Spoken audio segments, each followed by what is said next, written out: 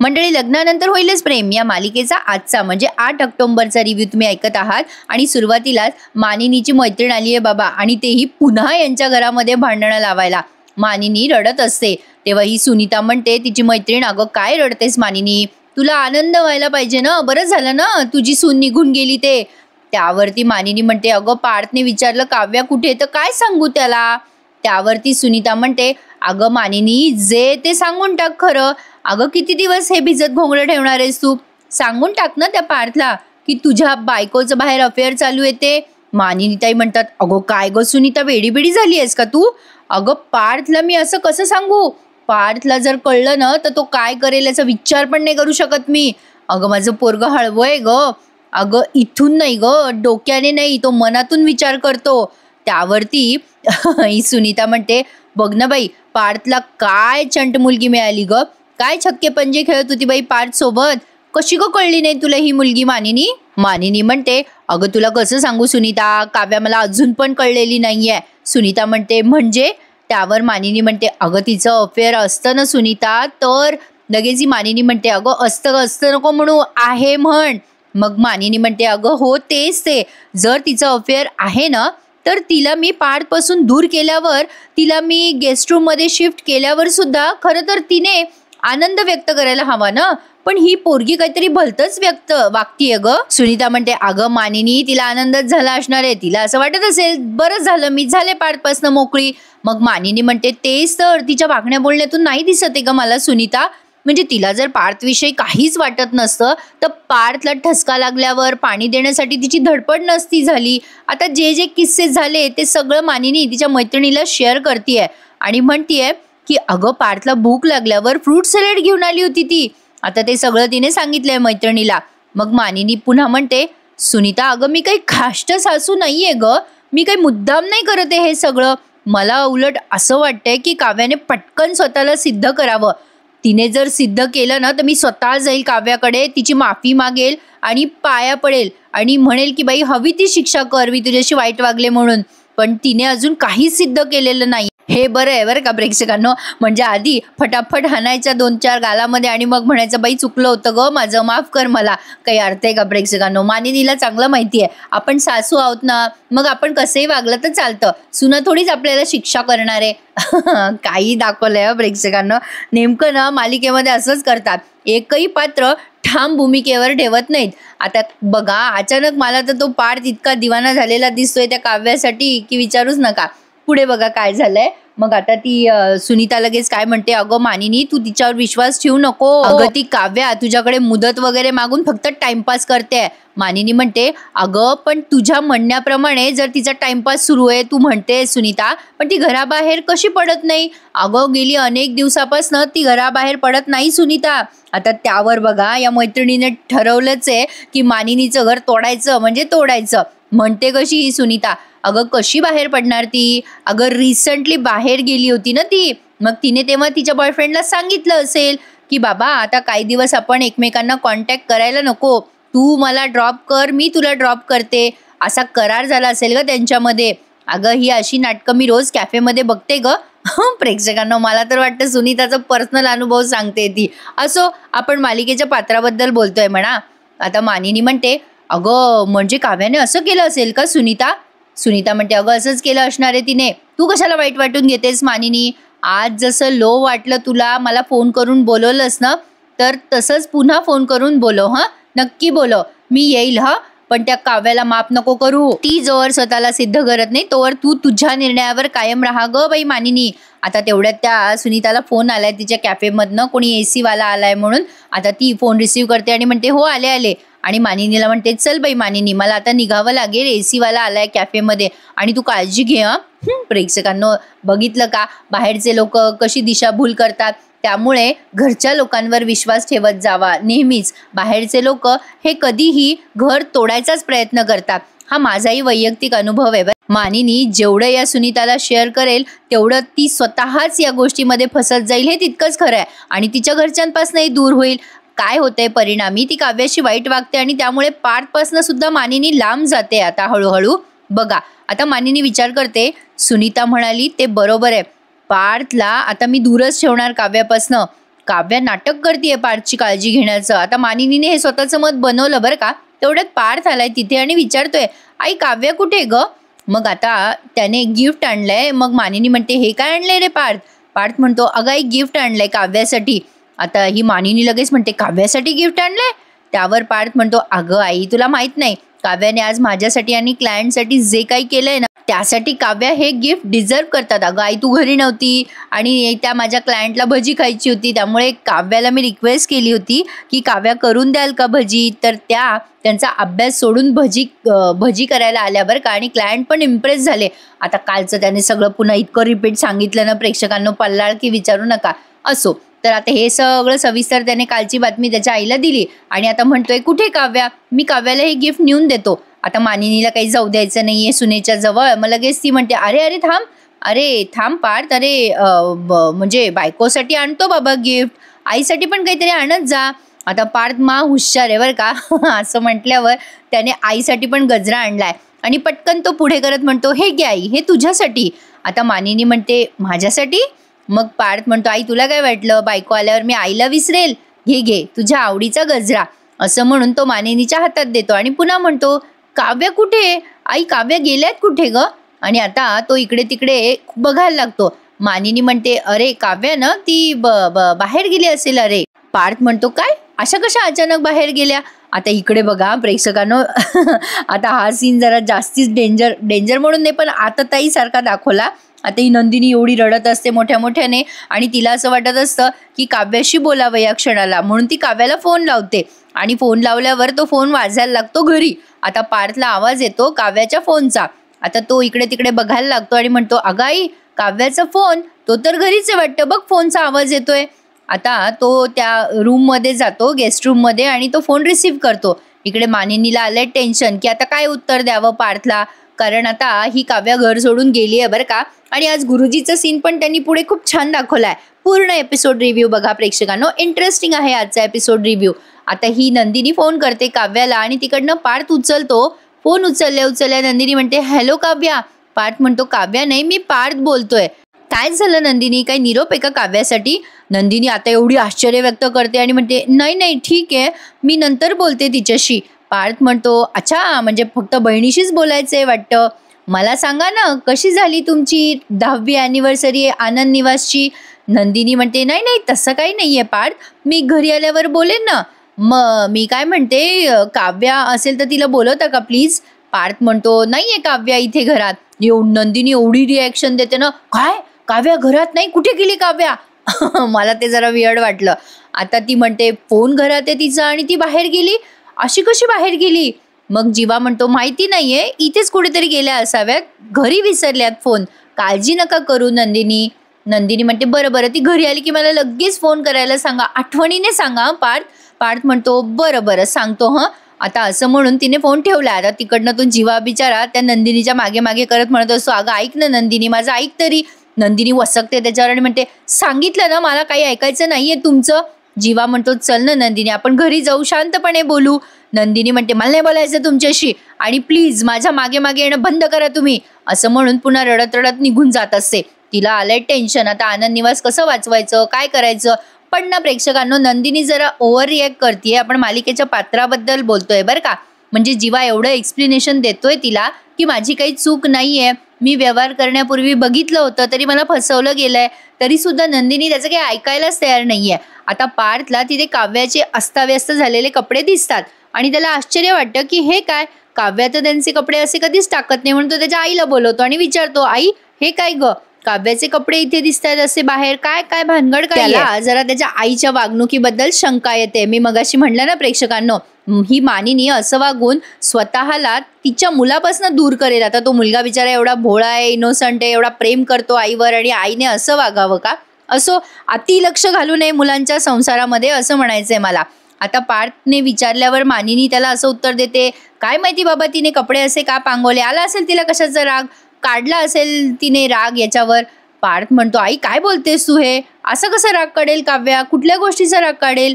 मग मानिनी ते कपडे उचलत म्हणते, गेली असेल रे कुठे ती बाहेर, काढला असेल राग, जाऊ दे तू कशाला विचार करतोस. मग पार्थ म्हणतो, ए आई थांब जरा, तुला खरंच माहिती नाही काव्या कुठे गेली आहे? आई काहीतरी सांगून गेल्या असतील त्या तुला. मानिनी म्हणते, अरे मला काय माहिती, माझ्याकडे काही बोलायला नाहीये, गेली असेल घर सोडून. पार्थ म्हणतो, काय बोललीस आई? आणि आता इकडे काव्याचं सीन दाखवलंय. काव्या बिचारी रडत असते. आता तिला खूप वाईट वाटतंय, मानिनी तिच्याशी अतिशय विचित्र वागते म्हणून. आता काय झालंय प्रेक्षकांनो, तुम्हालाही प्रश्न पडला असेल की काव्या जीवाबद्दल आणि तिच्याबद्दल खरं खरं का सांगत नाहीये. बिचारी धर्मसंकटात अडकली आहे. खरं बोलायला गेली तर बहिणीचा संसार मोडेल म्हणून ती काहीच बोलत नाहीये प्रेक्षकांनो. आता तिला खूप वाईट वाटतंय. पार्थला त्रास होतोय, तिला त्रास होतोय, सगळ्यांना त्रास होतोय. या गोष्टीचा विचार करत ती चालली आहे कॉलेजमध्ये. आता तेवढ्यात तिची पुस्तकं खाली पडतात आणि ती पुस्तकं उचलून देतात ते गुरुजी. आता यांच्या घरचे गुरुजी आहे बरं का. आता इथे ना प्रेक्षकांनो, तुम्हाला वाटत असेल मी मध्ये मध्ये बोलते, पण माझ्या रिव्ह्यूची हीच खासियत आहे. मला नुसता रिव्ह्यू द्यायला आवडत नाही, मी त्यावर माझं मत व्यक्त करते, तुमचं मत घेते. तर असो, आता ते गुरुजी उचलून देतात ती पुस्तकं आणि काव्याला म्हणतात, काव्या. आणि पुन्हा या मानिनी आणि पार्थचा सीन दाखवला. आता पार्थ म्हणतो, अशा कशा घर सोडून गेल्या त्या? मानिनी म्हणते, मला नाही माहिती, ती कोणाचं ऐकते का? ती काव्यानं वाऱ्यासारखी आहे बघ, सैरभैर. सैरभैर माणसांचा कधीही ठाव ठिकाणा लागत नसतो पार्थ. पार्थ म्हणतो, ए आई काहीतरी काय बोलतेस? काव्या काही अशा नाहीये, त्या तडकाफडकी घर सोडून जाणार नाही. आई मला सांग, काही झालंय का? मानिनी म्हणते, काही झाल्यावरच ती घर सोडेल का पार्थ? तुला माहिती आहे ना, ती आधी पण अशी एकाएकी चालली गेली होती घर सोडून. तेव्हा घोर लावला होता तिने सगळ्यांच्या जीवाला. मोबाईल बंद करून ठेवला होता तिने, सगळ्यांच्या जीवाला घोर लावला होता. आणि आता तर काय, मोबाईल इथेच विसरून गेली आहे, म्हणजे आपल्या जीवाला घोर लागणारच. मानिनी म्हणते, पार्थ तू मागच्या वेळेला जसा त्रास करून घेतला होता तसा त्रास नको करून घेऊ बरं. गेली असेल तिच्या आई वडिलांकडे. पार्थ म्हणतो, आई मग तू का नाही अडवलं ग काव्याला?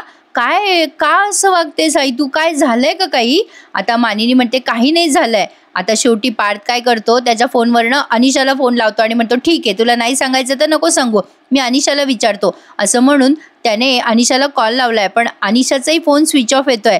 पार्थ आता काव्याच्या माहेरी फोन लावून विचारतो, आई अहो मी पार्थ बोलतोय, काव्या तिकडे आल्यात का? नाही म्हणजे त्यांचा फोन लागत नाहीये म्हणून सहज विचारलं, तिकडे आल्या असतील तर. आणि तिकडनं त्याला उत्तर मिळतं की काव्या इथे आलेली नाहीये. आता बघा पार्थला आलंय टेन्शन. आता तो विचार करतोय, अरे बापरे काहीतरी झालंय. आता तो त्याच्या आईला म्हणतो, आई त्या नाही गेल्यात माहेरी त्यांच्या, काही झालंय का? जाऊ दे, तुला नसेल सांगायचं तर नको सांगू, मीच जातो आता त्यांना शोधायला. मानिनी म्हणते, काय चाललंय तुझं पार्थ? कुठे शोधणार आहेस त्या काव्याला? रस्त्यावर शोधणार आहेस का? अरे ती काय लहान बाळ आहे का? हरवणार आहे का ती काव्या? येईल ना ती परत घरी.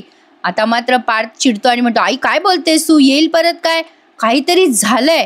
हे अस्ताव्यस्त पडलेले कपडे, हे सगळं हे ना काहीतरी अवघड आहे. मला वाटते त्यांच्या मनाची अवस्था काहीतरी वेगळी आहे. मला त्यांना जाऊन भेटावं लागेल आणि विचारावंच लागेल. मी आलोच त्यांना शोधून. असं म्हणून हा निघालाय घराच्या बाहेर. आता मानिनी विचार करते, अरे पार्थ तू तिच्यासाठी किती आटापिटा करतोय जीवाचा, आणि त्या पोरीला काहीच वाटत नाही रे त्याचं, ती त्या लायकीची नाहीये. अरे तू अजून किती धडपडणार आहेस त्या पोरीसाठी? असो, आता मानिनी इकडे हा विचार करते आणि ते गुरुजी तिकडे काव्याला म्हणतात, पोरी तुझी धडपड बघतोय ग मी. काव्याला आता खूप वाईट वाटत. गुरुजी म्हणतात काव्याला, बेटा आधी तू चक्रव्यूहामध्ये अडकली होतीस आणि आता मानिनीला दिलेल्या वचनासाठी तू अडकली आहेस. बेटा तुझी धडपड बघतोय ग मी, तुझा प्रवास खूप खडतर आहे. आता ही काव्या म्हणते, हो गुरुजी, हा प्रवास माझा मला सहन करायचा आहे, मी करेल तो सहन. त्यावरती गुरुजी म्हणतात, फक्त तुलाच नाही सहन करायचंय, पार्थला सुद्धा हे भोगावं लागणार आहे. आता काव्या म्हणते, काय बोलताय गुरुजी? नाही नाही, मी पार्थला नाही काही त्रास होऊ देणार, मी त्यांच्यावर अशी वेळच नाही येऊ देणार. वेळ पडली ना तर मी माझा सगळा भूतकाळ त्यांना सांगून मोकळी होईल, पण त्यांना त्रास नाही होऊ द्यायचा आहे मला गुरुजी. आता ते गुरुजी म्हणतात, असं कसं बोलतेस काव्या? पार्थला त्रास होणारच. काव्या म्हणते, असं का बोलताय तुम्ही गुरुजी? काय त्रास होणार पार्थला? जो त्रास व्हायचा तो मला होऊ देत ना, त्यांना काय त्रास होईल? त्यावर गुरुजी म्हणतात, हे बघ काव्या, जे विधिलिखित आहे ते कधीही बदलणार नाही. मग आता ही काव्या म्हणते, काय आहे विधिलिखित गुरुजी?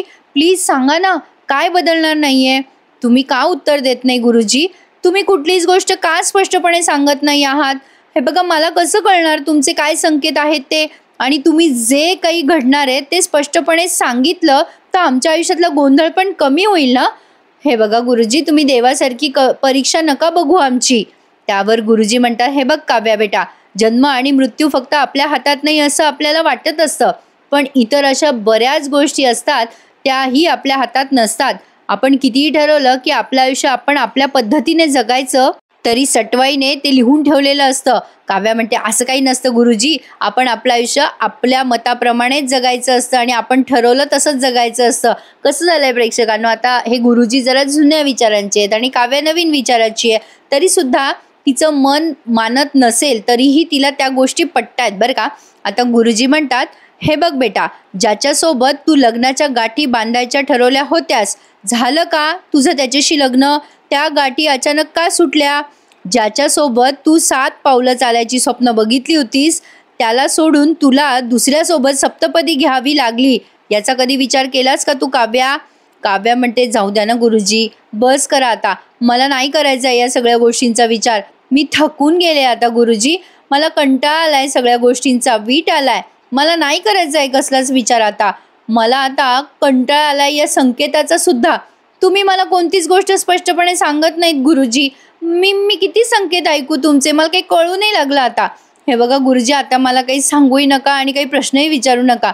जे काही घडणार आहे ते बघून घेईल मी, माझं बघू काय होतंय ते. मग आता गुरुजी म्हणतात, हे बघ बाळा, तू नाही नाही म्हणून संकट काही टळणार नाहीये. आता ती काव्या पुन्हा घाबरून म्हणते, काय म्हणलात गुरुजी, कसलं संकट? आणि आता पुन्हा त्यांनी इकडे या वसू आत्याचं सीन मध्येच दाखवला बरं का. आता वसू आत्याने ना प्रेक्षकांना रम्याला सगळं काही सांगितलंय बरं का डिटेलमध्ये. आणि मग ती रम्या ते सगळं ऐकल्यावर म्हणते, काय नंदिनीच्या आनंद निवासवर बुलडोझर तू चालवलास आई? ते सगळं प्लॅनिंग तुझं होतं? मग वसू आत्या म्हणतात, हो माझंच होतं. मग ही रम्या विचारते, तू एकटीने कसं केलं सगळं? वसू आत्या म्हणतात, आता बघ तू, आज जरी या नंदिनीचा आश्रम तुटलं नसेल तरी पण आता 15 दिवसात तुटेलच ते, आणि मग या नंदिनीचा माज पण जिरेल. मग ती रम्या म्हणते, तू कसं काय मॅनेज केलंस हे एकटीने? मग वसू आत्या म्हणतात, एकटीने नाही ग, जोडीने केलंय मी. अगं या प्रकरणामध्ये मी तुझी मदत नसती घेतली ग, म्हणजे घेऊ शकत नव्हते. आपण आधीच आपल्या दोघींची ताकद वापरून घराचा पाया ढिल्ला करायला सुरुवात केली आहे, पण काही वेळेला बाहेरच्या शक्तींची पण मदत घ्यावी लागते रम्या. आता रम्या म्हणते, म्हणजे कोण आई? तो फोनवाला का? म्हणजे तो माणूस? अगं तो तुझा जोडीदार आहे का? आता नेमकं प्रेक्षकांना शब्दशः अर्थ घेऊ नका बरं का, काहीतरी वेगळीच भानगड दिसते. आता वसू आत्या म्हणतात, हो एक्झॅक्टली, आणि आज आपण इथे कॅफेमध्ये त्यालाच भेटायला आलोय. मग रम्या म्हणते, कुठे तो? दाखव ना मग तो माणूस, कधी येणार आहे? मग वसू आत्या म्हणतात, अगं येईल तो, तू तोपर्यंत ऑर्डर तरी दे. मग रम्या आता ऑर्डर देते, आमच्यासाठी 2 कॉफी द्या, एक सिनेमन कॉफी आणि कुठली तरी आणखीन एक सांगते ती. आणि तेवढ्यात तो भास्कर येतो आणि म्हणतो, अगं माझ्यासाठी चहा सांग बेटा, 1 कप चहा सांग. रम्या त्याला बघून आश्चर्यचकित होते. आता तो भास्कर समोर येतो आणि रम्या खुश होऊन म्हणते, भास्कर काका तुम्ही इथे? जसं काही हिला कळलंच नाहीये तो भास्करच आहे म्हणून. आणि मग वसू आत्या म्हणतात, हाच तो फोनवाला माणूस आणि माझा साथीदार. आता हे ऐकल्यावर रम्याला आश्चर्य वाटतंय बरं का प्रेक्षकांनो, आणि ती त्या भास्करकडे बघतीये. आता बघा इकडे काव्या आणि गुरुजीचा सीन दाखवलाय, आणि आता हा शेवटचा सीन तुम्ही बघत आहात. इथून पुढे ना प्रेक्षकांनो त्यांनी खाली सांगितलंय की ही मालिका पूर्णतः काल्पनिक आहे आणि अंधश्रद्धेवरती आम्ही काहीही असं बोलत नाही, फक्त मनोरंजनासाठी हे दाखवलंय. आता ही काव्या म्हणते, गुरुजी इथून पुढे पुन्हा परीक्षा? कुठलं संकट? काय होणार आहे? मग गुरुजी म्हणतात, बेटा महासंकट येणार आहे, आता तुला अग्निपरीक्षा द्यावी लागणार आहे. काव्या म्हणते, बापरे पुन्हा अग्निपरीक्षा? त्यावर गुरुजी म्हणतात, अगं फक्तच अग्निपरीक्षा नाही काव्या, तुला सवाष्णीची सत्वपरीक्षा द्यावी लागणार आहे. आता मात्र ही काव्या घाबरते आणि म्हणते, सवाष्णीची सत्वपरीक्षा म्हणजे? गुरुजी म्हणतात, शेवटी सगळं तुझ्या हातात आहे काव्या. काव्या म्हणते, म्हणजे मला कळत नाहीये गुरुजी. तेवढ्यात आता तिथे अनिशा येते आणि म्हणते, ए काव्या हाय. आता काव्याच्या जवळ येते अनिशा आणि विचारते, ए काव्या आज लेट का आलीस क्लासला? मग काव्या म्हणते, हो जायचंच आहे क्लासला, थांब जरा. मग आता तेवढ्यात अनिशा म्हणते, ए काव्या हे कोण आहेत हे? गुरुजी अनिशाला फार विचित्र उत्तर देत म्हणतात, मी कोण आहे त्याने काय फरक पडतो, सांभाळा दोघी एकमेकींना, वाईट वेळ आहे, वैऱ्याची वेळ आहे, असं म्हणून गुरुजी निघून गेलेत बरं का प्रेक्षकांनो. पण आता काव्याला काही कळलं नाहीये नेमकी काय भानगड आहे. आता ते गुरुजी गेल्यावर अनिशा घाबरते ना, ती म्हणते, काव्या अगं असं घाबरवून का गेले हे गुरुजी? मग आता काव्या म्हणते, सवय आहे त्यांची. अगं सवयच नाही, आवड आहे त्यांची असं म्हण. अनिशा म्हणते, अगं म्हणजे काय? काव्या म्हणते, जाऊ दे ग, तू कशाला लोड घेतेस, चल लेक्चरला जाऊया. अनिशा म्हणते, अगं नाही गो, कसले डेडली बोलले ते पटकन. मग माझ्या मनाला लागलं ना, अगं असं वाटतंय की खरंच काही वाईट घडणार का काय? काय गं काव्या? काव्या म्हणते, होऊ शकतं तसं, अनिशा आता घाबरून म्हणते, ए बाई असं काय बोलते तू? काव्या म्हणते, अनिशा अगं तू लोड नको घेऊ, पण काय आहे ना, हे गुरुजी जे काही बोलतात ना, जे काही सांगतात ना ते खरंच होतं बघ. अनिशा अजून घाबरली ना, तिच्या पायाखालची जमीनच सरकली आता काय होणार आहे म्हणून. आणि प्रेक्षकांनो इथेच त्यांनी एपिसोड संपवलाय. आता पुढच्या भागामध्ये बघा, मानिनी विचारते नंदिनीला, कशी झाली बाई अॅनिव्हर्सरी? नंदिनी आली आहे घरी. आता नंदिनी म्हणते, हो छान झाली आहे. जीवा आणि मला हा दिवस कायम लक्षात राहणार आहे आणि त्यांनी मला खूप मोठं सरप्राईज दिलंय. आता ही टोमणा मारते जीवाला साहजिकच, पण घरच्यांपासून यांनी सगळं लपवलंय हे यावरनं दिसतंय. आता काव्या अनिशाला म्हणत असते, अगं मला कंटाळा आलाय अनिशा या सगळ्याचा, असं वाटतं ना मरून जावं. अनिशा म्हणते, अगं काव्या तुला मरण जरी आलं ना तरी पाठ जिजू ते मरण स्वतःवर घेतील. आता काव्या म्हणते, काय बोलतेस तू हे अनिशा? अनिशा म्हणते, अगं काव्या तुला कळत नाहीये, तू गुंतत चालली आहे पाठ जिजूमध्ये. ते बघ सत्य आहे. आता सत्य म्हटल्यानंतर ती काव्यावर बघते. आता काय सत्य दिसलं या दोघींना ते उद्याच कळेल आपल्याला. तर मंडळी असा होता आजचा हा भाग. प्लीज लाईक करायला विसरू नका. मोठा भाग होता मंडळी. खूप असे प्रेक्षक आहेत जे अजूनही चॅनलला सबस्क्राईब न करता रिव्ह्यू बघतात. असं करू नका. चॅनलला सबस्क्राईब करा. मेहनतीचं फळ मिळाल्यासारखं वाटतं. हो छान वाटतं चॅनलला तुम्ही सबस्क्राईब केलं. फॅमिली मोठी झाली आपल्या चॅनलची तर नक्कीच छान वाटतं. त्यामुळे प्लीज चॅनलला सबस्क्राईब करा आणि आपले सगळे रिव्ह्यूज एन्जॉय करा. आज मी तुम्हाला नशीबवान या मालिकेचा रिव्ह्यू देणार आहे थोड्याच वेळात. तो रिव्ह्यू तुम्हाला आवडेल अशी आशा करते आणि भेटते उद्या पुन्हा एकदा. तोपर्यंत टेक केअर. धन्यवाद.